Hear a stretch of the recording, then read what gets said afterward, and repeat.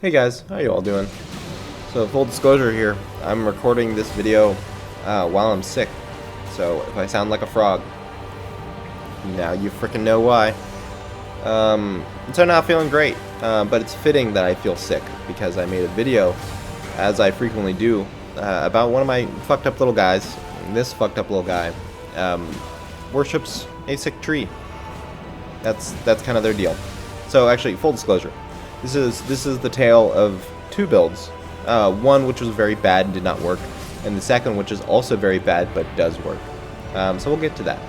This guy you're seeing here, I lovingly named Consumed Augora, and the whole idea was that it was going to be a Crucible Knight that's like been stagnant and super poisoned, and you know, like the usual Miyazaki tropes. But now they're a Crucible Knight that has all this stuff growing out of them. And I kind of wanted to evoke some of that imagery that like K-Lid has, that's also kind of borrowed from the other Miyazaki, from like stuff like Nausicaa and the Valley of the Wind, where there's all this stuff growing out of like these suits of armor. So that was kind of the vibe I was going for this build. Sadly, it doesn't work.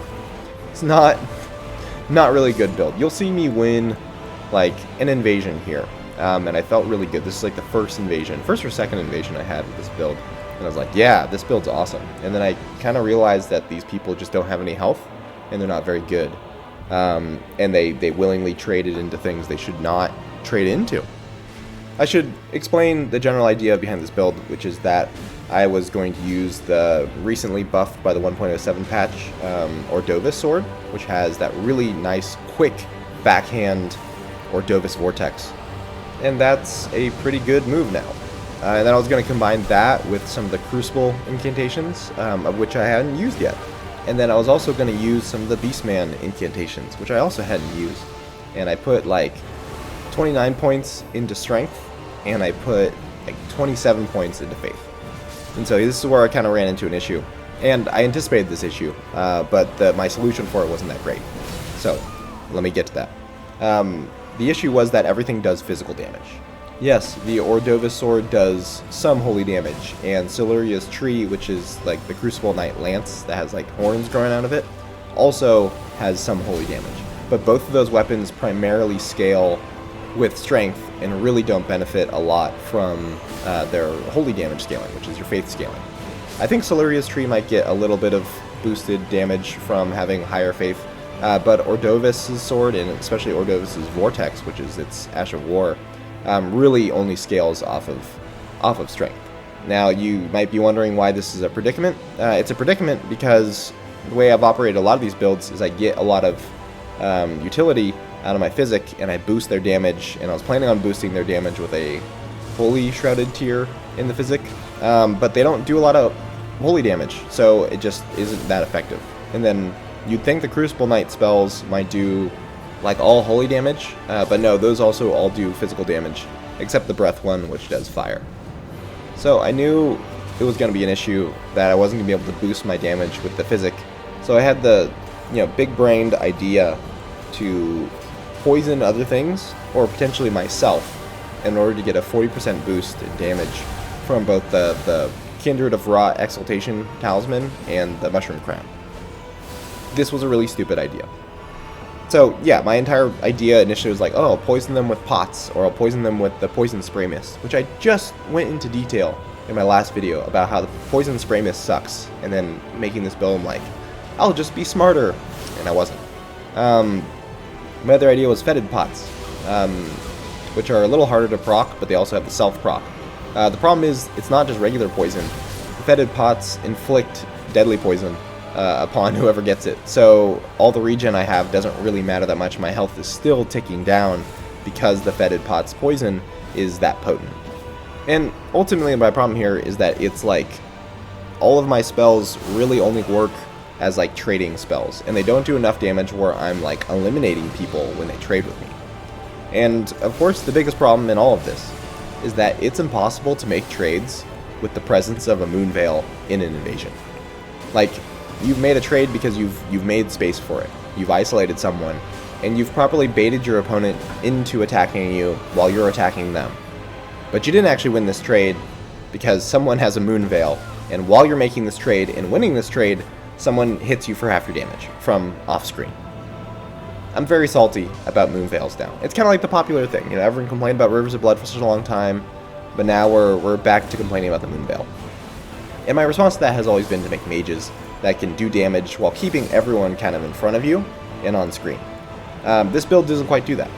All the Crucible Knight weapons aren't really that good from range. You kind of need to be within like a medium amount of range with them in order to cast those and cast them effectively. So yeah, this build just wasn't really working out. I needed to be too close to my opponents. I needed to be poisoning them, and when that buff runs out, which is only 30 seconds long, then I'm just doing really mediocre damage against people who can hit me really hard. So I needed to go back to my roots on this. I needed to get good damage that can be boosted by a physic. I needed some better running attacks than just a regular greatsword. And I needed some spells that could be fired from range with more effectiveness than the Beastman spells. But ultimately I wanted to use something new that I hadn't used before. Some new spells, and I wanted to keep the Crucible incantations because I actually really liked those. And so that all brought me here.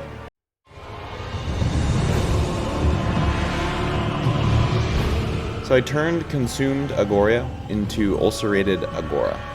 This whole character's lore is kind of similar to the last one, but it's like a little bit more messed up. Whereas before, the other one stagnated and was filled with poison, this is also filled with the same kind of poison and kind of decay that the Ulcerated tree spirits are filled with in various locations around the map. So in my mind, this is still kind of like a Crucible Knight. It's a Crucible Knight that's now been just like totally infected and corrupted by all of the war that's been waged in the Lands Between. And I kind of wanted to lean into a lot of the imagery that the Crucible is supposed to be given off. All these horns are growing everywhere, all these different parts of various animals are growing out of it. It's supposed to be very abundant with life, and I'm supposed to be like kind of more of a corrupted version of that. And I really can't decide if this is like good fashion or just like fugly. I really go back and forth. Like I look at it sometimes and I'm like, yeah, this is really cool. This is a really like weird, fucked up little guy. And then I look at it again and I'm like, this is terrible. Why am I wearing any of this? The more I look at it, the more I like it. And I'm definitely coming around to it. And when I'm the hideous shade of red that all invaders are in these games, I'm very okay with it. So I'm happy to be the big, ugly red man with, you know, a dragon wing hanging out of his back and all these horns growing out of his head. That suits me just fine. I like that vibe overall. It's essentially a Pyromancer build, but because I have such a heavy investment in strength, I now kind of refer to it as a Musclemancer, which I believe Prin coined in my Discord some time ago. I have 30 strength to use a lot of different heavy weapons, and I have 30 faith to use a lot of different incantations. And I'm getting the benefit of both because I'm using the Clawmark seal, so I'm getting good scaling from both my strength and my faith, and that all goes into fire damage. The newest thing I've been using on this build is actually the Flame of Frenzy spells. Well, just two of them. I've been using Flame of Frenzy and Frenzy Burst. Frenzy Burst is a lot of fun. It is a really unique kind of creative spell. It kind of asks the question, you know, like what if Faith builds had access to a sniper rifle? And I love it. It's a lot of fun. My goal here is not to proc Frenzy. It's just to do pretty good fire damage and also to stun people. Flame of Frenzy has just incredible stun properties that do that thing I really like, which is get people to like back off for like a second. I haven't really used Frenzy incantations in the past just because I can never like justify it for lore reasons. I would always say to myself like, oh well, you know, would this character really want to melt down the whole world? Probably not. I still don't think this character would, but I like to justify using these spells because the Ulcerated tree spirits have all this like yellow fire that they spew everywhere. And I know it's not like frenzied flame stuff, but this is the closest like yellow fire that we players have access to. So I will take it. I will absolutely take that any day of the week. And the other incantations I'm still using are all of the Crucible incantations. Yeah, I know they are just doing physical damage, except the Breath Crucible incantation, which I thought looked kind of dumb, and I've used it on some other builds, but this is the perfect build to use it on. I am like, you know, channeling all these aspects of the Crucible, and the fire damage is being boosted by my physic. And actually, it's like an honest dragon incantation. It has like a very reasonable hitbox, and it punishes you if you're just like hanging around way too close to me all the time.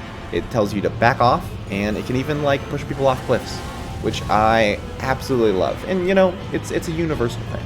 Everyone loves, you know, firing something at your opponent and having them fall off a cliff. What greater joy is there than that? Like every montage you see, right? And I'm gonna do this right here. Is someone hitting someone with a jar cannon and having them fall to their death, or hitting them with like Giant's Flame Take Thee and having them fall to their death. It's universal. It's like pictures of puppies or cute little cats. Everyone loves it. Everybody loves it.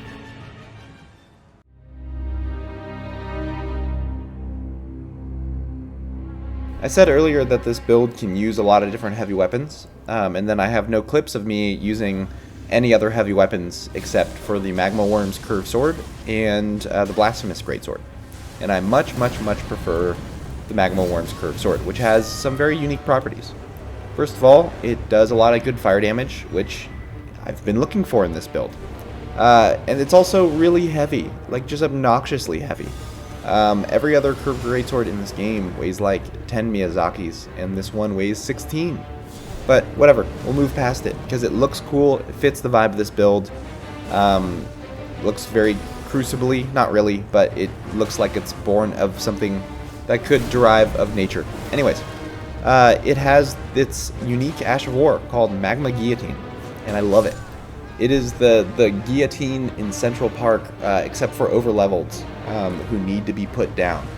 I'm fighting you for a while, you're just kind of annoying me. Alright, that's it, I'm jumping over your attack, I'm slamming you down, and I'm reaching out and pulling you back into the lava. It's not super easy to land. It's actually rather slow, and if there's a mage in the party, you're probably going to get blasted into oblivion while performing this move. However, I would recommend you just take them and put them in the Magma Guillotine, and just crush them into oblivion. But seriously, the full combo on the Ash of War does like upwards of like 1200 damage. So the land and then the pull back into it all does a stupid amount of damage, which is great because sometimes you just want to get rid of people. That's why you put them in the guillotine. Alright, I've made that joke like twice. I'll move on. A much larger YouTuber than I, Gigas Thickus, made a video just a couple days ago about how the lingering hitbox on the Ash of War is pretty long. Like once you perform it and land it, and it makes that big puddle of lava, if someone runs into that puddle of lava, they take all the damage as if they got like landed on by the guillotine, which is great. So people do that all the time.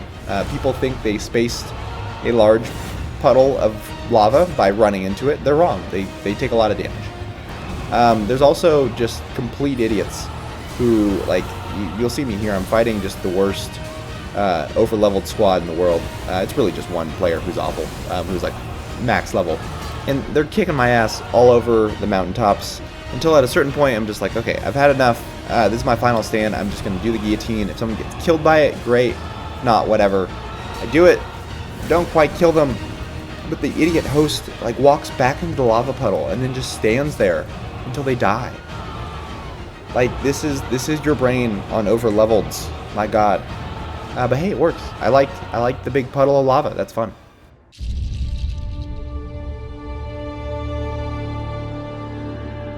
So yeah, guys, I am actually going to cut it short here. I didn't have too much else to talk about. Maybe just some other stuff about the Blasphemous Blade, but I think there's a lot of other better videos out there about the Blasphemous Blade. It is a great sword that does a very cool, big, explodey thing. Big thumbs up. Yeah, my voice is getting really shot here, so I'm gonna cut it short. I did want to say, like, just a quick thank you to everyone who's been commenting on these videos as of late. It's been really nice to hear from you guys. I really get the sense that we're still building this Elden Ring community up. It's still plugging away, and you know, DLC seems imminent. Maybe it is, maybe it isn't. We at least know it's gonna be there, which is awesome. But I'm gonna try to wrap this whole Age of Mage thing up fairly soon. I want to do an event. I haven't decided quite what it is. It might be rather basic, but I think it would be fun. So I'm just kind of putting out general idea that, hey, I'm considering an event. And I had so much fun with you guys with the Zephyr event. And unfortunately, my PC just couldn't handle it last time. I had all those crashes. But now that the game is significantly more stable, and I've made some improvements to my PC that resolved all my crashes. So I think I'm in a really good spot now where I can, run another event of some sort. And I think that would be a lot of fun. So I'll think on the theme, I'll think on the dates, and I'll let you know, hopefully, sometime in the near future, what that's going to look like and when that's going to be. But what I can tell you for sure is that it's going to be on both Sony platforms and PC. So yeah, not too much else from me, guys. I'm going to go drink a lot more tea because my throat hurts a lot. And while I'm drinking that tea, I will be putting people in the Magma guillotine and knocking them off cliffs with various tools and objects. So yeah, that's all from me, guys. Thanks for watching, and I'll see you in the next one.